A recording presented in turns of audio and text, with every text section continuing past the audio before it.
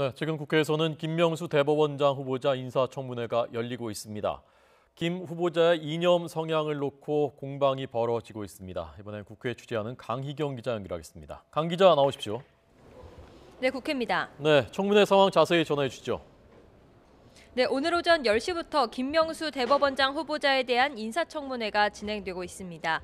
먼저 김 후보자는 인사청문회 인사말을 통해 자신은 31년 동안 한결같이 재판 업무에 전념해온 판사라고 강조하면서 이념적으로나 정치적으로 편향된 생각을 가져본 적이 전혀 없다고 밝혔는데요. 하지만 김 후보자의 이념적 편향성 여부를 둔 여야의 공방은 오전 내내 이어졌습니다. 김 후보자는 진보 성향 판사 연구단체로 분류되는 우리법연구회와 국제인권법연구회에서 회장을 지냈습니다. 야권에서는 이 점을 근거로 김 후보자가 이념적으로 편향됐다고 질타를 이어가고 있는데요. 자유한국당 등 보수 성향 야당 의원들은 김 후보자가 지금까지 국민정서와 배치되는 진보적인 판결도 여러 번 했다면서 김 후보자가 대법원장이 된다면 새로운 사법 숙청이 일어날 것이란 우려도 나오고 있다고 지적했습니다. 이에 맞서 여당 의원들은 김 후보자에 대한 이념 공세는 구태의연한 것으로 반대를 위한 반대에 불과하다며 사법부 개혁을 이끌 적임자라고 적극적으로 방어에 나섰습니다. 직접 들어보겠습니다. 그 체포영장을 발부한 지방법원장, 지방지원장 내지 판사의 특정 학회 가입 여부가 도대체 후보자하고 무슨 상관이 있겠습니까? 이분이 도대체 왜 대법원장을 해야 되는지에 대해서 납득이 안 됩니다. 그렇기 때문에 이 후보자 지명은 정치와 이념화 코드라는 밖에 생각 안 듭니다. 김 후보자의 자질을 두고도 여야 공방이 이어졌습니다. 국민의당 이용주 의원은 대법관을 거치지 않고 대법원장에 지명된 것을 두고 김 후보자가 최종 책임자로서 잘 할 수 있는지에 대한 걱정이 많다고 말했고, 민주당 이재정 의원은 사법개혁의 필요성을 모두가 인정하고 심각하게 고민해야 하는 시점에 기수 등 낡은 단어를 듣게 돼 착잡하다고 비판했습니다.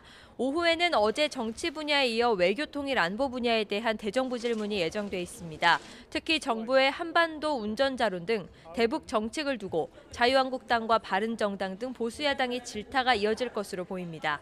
특히 자유한국당은 당론으로 확정한 전술핵 재배치를 강력히 촉구하고 더불어민주당은 이에 맞서 강력한 제재와 함께 대화의 필요성을 강조할 것으로 보입니다. 네, 김희수 후보자 부결에 대한 후폭풍도 계속되고 있습니다. 오늘 여야에서 어떤 말들 나오고 있습니까?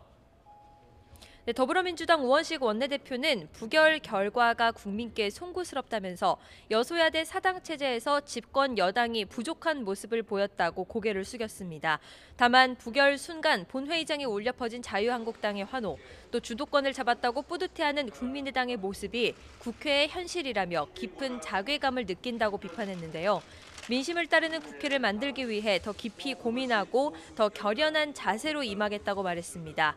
야권은 청와대와 여당을 강도 높게 비판했습니다. 자유한국당 정우택 원내대표는 이번 부결은 문재인 정부가 오만과 독주를 멈추고 겸허해져야 한다는 민의의 경고라고 밝혔습니다. 특히 청와대가 야당을 비난한 것에 부끄러움도 모르고 또 오로지 남 탓으로 돌리는 적반하장의 극치를 보이고 있다고 날을 세웠습니다. 국민의당 김동철 원내대표는 인사에 있어 당론을 정하는 것은 후진적이고 수준 낮은 정치를 자백하는 것이라고 지적한 뒤 소속 의원들의 평소 성향과 원내 자체 분석 등을 토대로 임명동의안의 무난한 통과를 생각했지만 결과는 달랐다며 부결 책임론은 어처구니가 없다고 비판했습니다. 마지막으로 바른정당 주호영 원내대표도 청와대와 여당의 태도가 실망스럽다며 앞으로도 이런 식이라면 향후 인준에서도 똑같은 어려움을 겪을 수밖에 없을 것이라고 경고했습니다. 지금까지 국회에서 YTN 강희경입니다.